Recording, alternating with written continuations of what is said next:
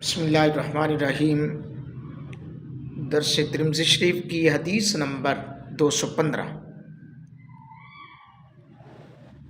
دو نمازیوں، ایک امام اور ایک مقتدی، تو اس کے بارے میں کیا حکم ہے؟ امام کس طرف کھڑا ہوگا مقتدی کی، اور مقتدی امام کے کس طرف کھڑا ہوگا، یہ احادیث کی روشنی میں اور ائمہ کرام کے حوالے سے اس کے بارے میں کیا حکم ہے۔ اور یہ بھی بڑی امپورٹنٹ چیز ہے کہ جب دو بندے، یہاں سے یہ بھی پتہ چل رہا ہے کہ دو بندے ہوں تو نماز جماعت کروا سکتے ہیں۔ جی ہاں، حضرت ابن عباس رضی اللہ تعالیٰ عنہ بیان کرتے ہیں، ایک رات میں نے نبی اکرم صلی اللہ علیہ وآلہ وصحبہ وسلم کے ساتھ نماز ادا کی۔ میں آپ کی بائیں طرف کھڑا ہو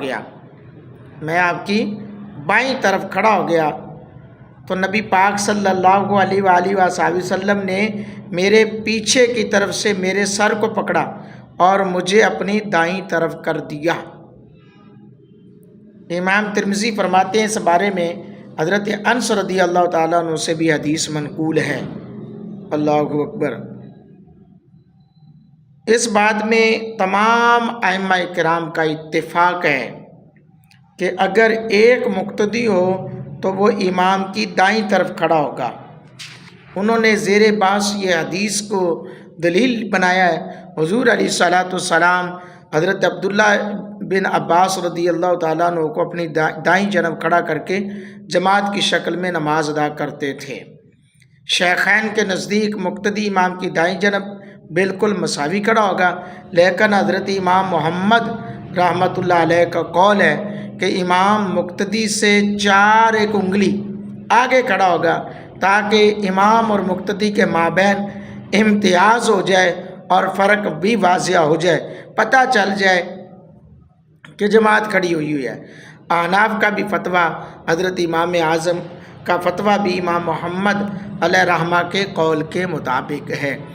اور اس میں یہ بھی حکمت ہے تھوڑا سا آگے کھڑا ہونے سے کہ تاکہ بعد میں اگر کوئی بندہ آ جاتا ہے تو وہ جو ہے مقتدی کو جو اور امام کا فرق سمجھ کر دوسرا جو مقتدی ہے اس کو پیچھے کی طرف کھینچ لے گا، اور تاکہ وہ پھر دونوں امام کے پیچھے بیک میں کھڑے ہو جائیں گے اور امام آگے اپنی جماعت پوری کروائے گا۔